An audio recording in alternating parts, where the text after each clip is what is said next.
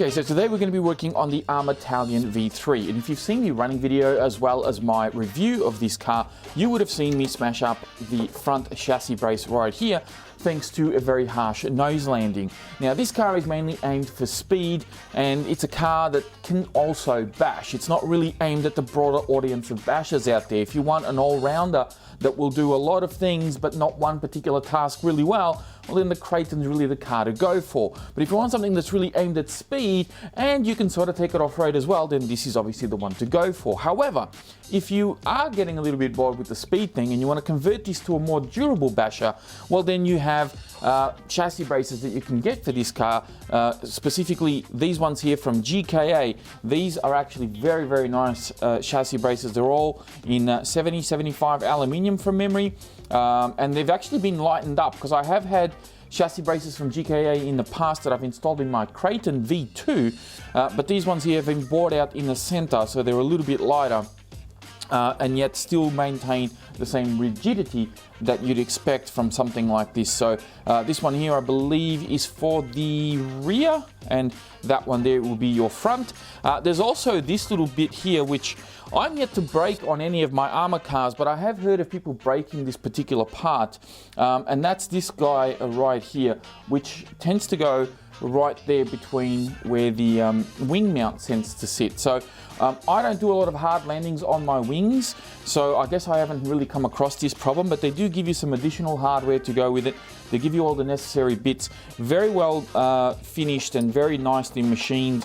So I'm going to get to work now and start putting some of this on. I will do this live because this is actually a really simple thing to do. So I will show you what needs to be done. There's not going to be any fancy time lapses or fast forwarding in time. I'm just going to set the camera up now and then we'll get to work on this guy, and I'll show you exactly what you need to do to replace these chassis braces. Okay, so we'll start with the front one here because that's going to be the easiest one. There's only two screws that you need to worry about. There's one here and another one on the bottom. So I've got my trusty MIP bits here on just a cheap little drill, and hopefully we'll get this in reverse. Here we go, and that's going to remove this top screw very quickly and easily. We're going to flip it over to the back just there, and you can sort of make out which one are the chassis screws because they'll have the actual or the brace screws, because they'll have the little bit of plastic kind of sticking out through the actual chassis there. So that's those ones there. However, with this particular case, we actually need the 2.5mm bit. So we'll quickly swap this out, and hopefully that bit of dirt there is not going to play a major role in getting this out of here. No, I need to tighten that clutch up a bit. There we go. And that is now done. All right, easy. So that's two screws.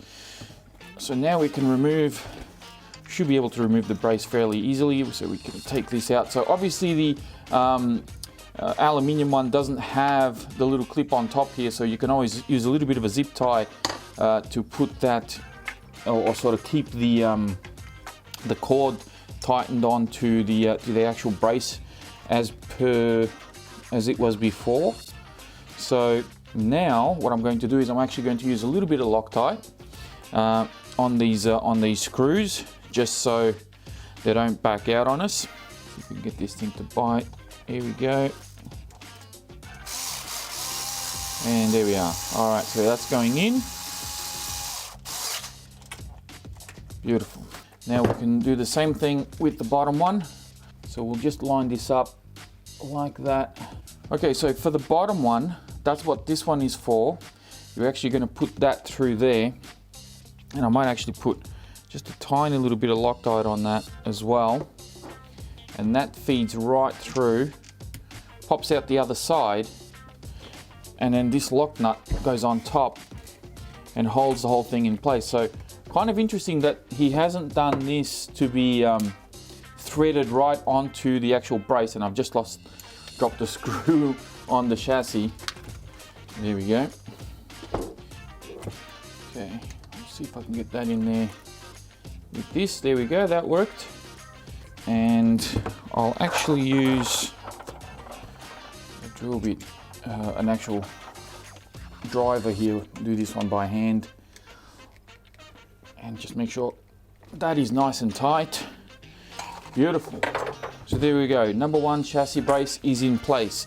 Now, the next part of this is to remove, we need to remove this rear body post here because in order to access that screw, this is kind of in the way. So we're very quickly just going to take out two screws that are back here. As you can see, those two screws there. So I'll just quickly take these off. Now we can remove this screw here. Although the tire is kind of in the way, so I may need to remove the tire as well. Okay, tire off. Let's now remove this screw. That makes life easy. Take out the bottom bit of the chassis brace as well. So that bottom screw is now off. This should come out. There we are. And now we need to remove this piece. I will need to remove the entire wing mount in order to get to it. So this is a bit of a task. So we got to take out the wing mount as well, which involves taking out these two screws in here, one in there and one in there, in order to get access to that wing support. So 2.5 mil here. And now this should slide out. There we go. So that's out. And now I have access to the two screws that are on there on both sides. So back to the 2 mil bit. Let's take them out.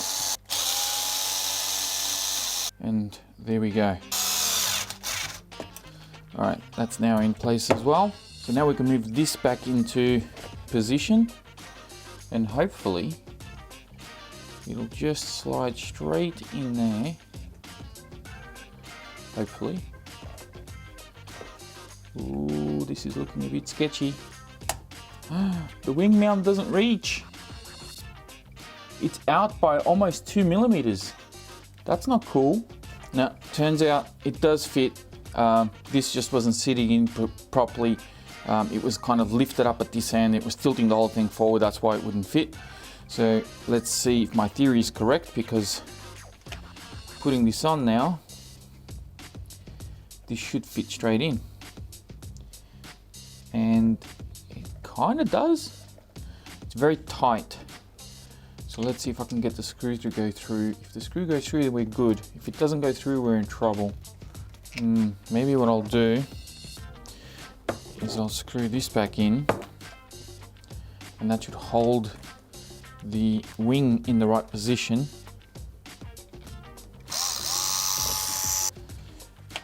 Here we go. Let's see if I can get it to go in.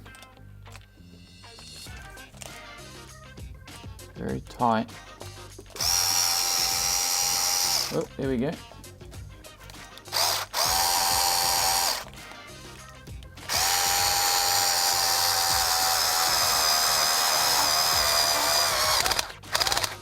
There we go. Managed to get it.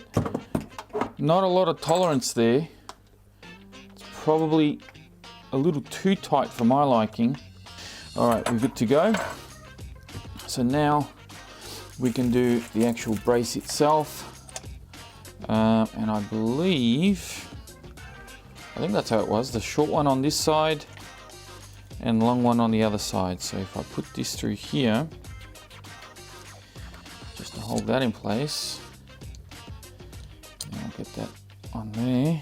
And now the long one on the opposite end. Just like so. To go through all of that. And again,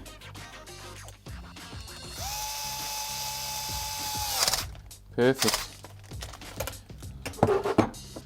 And we get the actual driver here and just go tighten that manually to make sure it's nice and tight. Last thing to put on here is, of course, this. So I'll do the same thing that I did before. I need to line this up first, make sure that that's in position. I'm going to put a little bit of Loctite on this screw. Ooh, it's a bit tight on this side actually, because of the outdrive cup being in the way there. doesn't actually want to go in.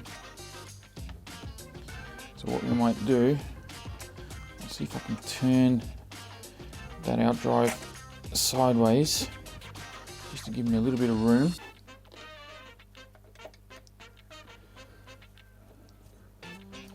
And that now works. Perfect. All right, there we go. So now, all we need to do is put the wheel back on. All right, so now the next thing to do is to put our body post back into place. Okay, now we are officially done. There we have it, the Talion V3 with the GKA chassis braces. Okay, so there we have it, the ARRMA Talion V3 all completed and ready for another bash. Now, of course, I am going to be doing another video with this car because I know you guys want to know if these chassis braces are actually worth it, if I notice any performance difference running stock braces versus these upgraded ones. I did notice a little bit of a difference with the V2 Creighton when I put the GKA chassis braces in that car. So I'm expecting similar results with this one. And of course, it does give you that confidence that you can take a nose landing here and there, and worst thing that's going to happen is you might break a bumper or something like that. But those braces and that chassis should stay straight as an arrow. I will warn you though that it is a little bit tricky to put that piece in that goes in between the actual wing mounts back there. That is a very tight squeeze. So I don't know if maybe GKA can allow a slight bit more tolerance there in order to put that wing in. But it was a very, very tight squeeze to be able to put the wing mount back on. I almost felt like, you know, I probably was going to have to modify the bulkhead that that piece sits on to just tilt it backwards just that fraction of a millimeter, just so that I could actually fit the bolt through. But I managed to squeeze it in there. It's in there very nice and tight, so hopefully that will hold up well. And that is pretty much it for this video. If you enjoyed this type of video, if you enjoyed me sort of wrenching on these cars rather than doing time lapses and all this sort of stuff, you know, please be sure to give it a thumbs up. Don't forget to leave a comment down below as always, and feel free to check out my social media pages such as Facebook, Instagram, and of course if you want to support the channel so that we can have more content out here, feel free to check out Patreon as well, and you can become one of the elite few that are actually you know, part of the channel and contribute to help keep it going. That is it for me. Thank you all very much for watching, and I'll be speaking to you all next time.